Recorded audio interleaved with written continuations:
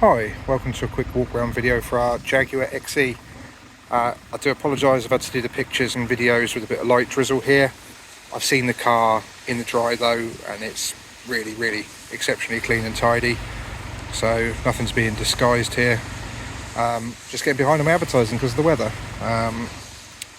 That's it, no further excuse than that really. I'm going to take you around the car, show you everything I can see in terms of spec and condition. I'll point out everything that I would want to know if I was buying the car, especially from distance, because a lot of people now are having them delivered off the strength of the videos and the pictures. So I will, as if I was buying the car, I'll take you around like that. I'll include as much detail as possible, but if I've missed anything, just get in touch and we're happy to go and check everything else that we may have missed out in this video. Right, anyway, let's get started then. So white, it's difficult to tell in this, but it's a solid white, not a metallic white. Fuji white is the Jaguar colour for it. Same as Polar white, I think, for the Land Rovers. Xenon headlights that you can see there. Front parking sensors along the bottom. And being the R Sport, it's got all the gloss black fixtures and fittings throughout, which looks really nice. Here we are, 18-inch alloy wheels, black, gloss black finish again to match all these bits. You have got 3 Dunlop tyres and 1 budget tyre. I think this is a Dunlop. I'll point it out when we get to it. I can only assume, I think it's the passenger side front. I can only assume that's the most recent tyre. There is a few marks on there that have been touched in before on the wheels on the other side, the passenger side, which I assume the person had a curb on that side when they were parking it. We've touched them in. I'll show you though the bits we've touched in for complete transparency. Indicator built into the wing mirror. The colour match is all good, the gaps are all good, it's HPI clear. I can't see any signs of any poor previous paintwork. Very light sort of tint to the privacy glass through the back there. Another Dunlop tyre on that one. These ones I didn't have to do any touch-ins at all, they were as they came. Shark fin aerial up there for your sat-nav and your DAB. Rear parking sensors just down there. LED lights and a reverse camera there. Your AdBlue filler is just here. All the mats I've left in the back. I'm not quite sure why. I usually put them in. They are the genuine Jaguar ones, rubber mats obviously, and it's got this additional, again, genuine Jaguar equipment boot liner, which I've not seen on an XE before. So whether it was an optional extra from the factory or a genuine accessory from a sort of showroom, I'll try and do my best with one hand here. Inflation kit and locking wheel nut are just there.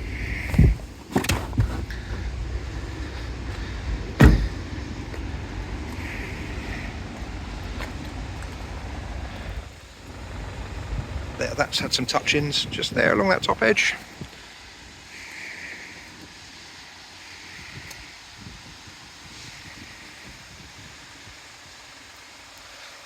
And that one there, again here, and a couple just down here. It's the joy of black wheels, they mark very easily, but very easy to rectify yourself. With a silver one, not much you can do. With black, just a simple sort of satin black touch-in and you can hardly see them, but we like to point it out because I'd hate to deliver the car to you like 200 miles and you start, being unhappy about the wheels. Also, there was a little scuff just there, which I've touched in as well. Various sensors on the windscreen there, and the roof is all good too. Okay. That concludes the exterior portion. We'll have a look inside now. Starting at the back, black leather with contrasting white stitching all through the door cards and the whole interior. Electric windows in the back, of course. Airbags in the side of the seats here. Magazine holders. 12-volt point and some little storage bits here, along with the heater vents. Isofix points for your 2 outer rear seats. If you're not using the middle one, fold down armrest with cup holders. Seats are really nice, perforated sort of section through the middle. Sorry, it's a little bit wet just from me having the door open. And then solid sections on the bolsters and the headrests, of which there are 3. Decent leg room too, and remember we have got those rubber mats in the back that will be in here.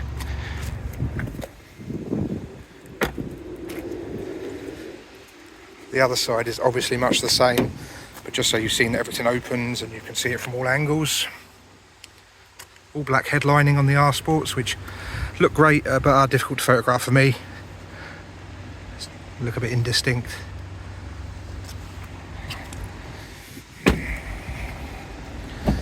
On to the front then. Electric windows in the front as well, of course. You can lock all the doors from the passenger side. In the front you get these little R Sport kick plates. The seats are manual, but with electric lumbar support and mechanical height adjustment.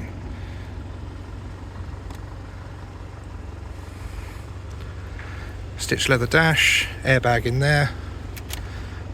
Jaguar logos on all the heater vents. Lockable glove box. In here, loads of literature. I will include a picture of this all spread out, but there's all the original books from the factory by the looks of things. Let's head round to the driver's side and we'll finish off.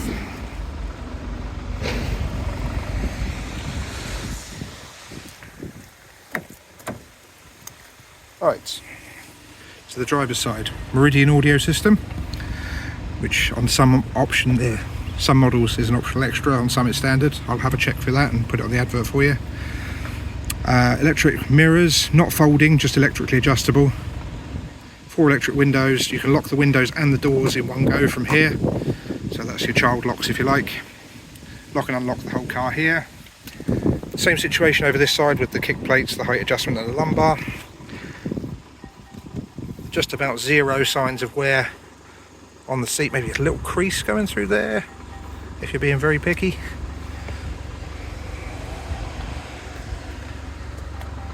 Overall good. Alloy pedals, and remember we have got the mats. Tailgate release, this is your lane guidance system, and this is sort of illumination level of the dash. Do that one to adjust the steering column. Right, we'll get in so it stops beeping at me now. Here's the mileage, 54,163. Digital dash on that centre bit. Automatic wipers over this side. Automatic lights, which are xenon, over that side. Nice R Sport leather trimmed multi-function steering wheel. It's got the flappy paddles for your gear changes. It has got the voice module. Just quickly press that. Cancel. Command cancelled. Oh, it's loud, isn't it? Sort of all your onboard computer stuff is over this side, along with your audio, and then cruise control over here. R Sport logo at the bottom, and these little bits, they've probably got a proper name, but you know what I mean, the little raised bits here. Jaguar logo and your centre speaker there. Right, nice big, as you can see, widescreen colour sat nav. This is all touchscreen. I'll take you through a few bits here. It wants to send me to a petrol station because we've got a mere 161 miles of fuel left. Very sensitive. Right. Cameras. So it does 2 sort of modes. A more flat one and a very wide angle mode, which I thought was quite flash, having 2 different modes on your reversing camera. Sat nav there, which you've already seen. Pair your phone up here. Then you've got DAB radio. Doesn't have a disc slot, this one, so it's either Bluetooth or one of the inputs or the DAB radio. Obviously it's got FM and AM on there as well. Seat heat, I've got mine on full and it is definitely working. If you just want to turn them off, it's those ones there. I'll take you into the settings just to show you a couple of bits. That's the wrong one, I meant to go to that one. Apple CarPlay, Android Auto, the in-control apps, and there's your voice one as well, but I've already demoed that so I won't do it again. And then that's your sort of home screen if you like. I think you can have some sort of wallpaper change over here. I'm not going to fiddle around with it too much. Heating controls here. You can also do your seats there if you don't fancy doing them on the digital screen. Stop start button, volume and power control. 2 keys, both original Jaguar ones, and they are not falling to bits. These are notorious, but they are all completely intact. Gear shifter here. If I pop it into reverse, automatically the camera comes up. Driving modes, traction control along there. Auto handbrake, and whatever that one is, I really don't know. Speed limiter. Cup holders in there. Armrest, little button.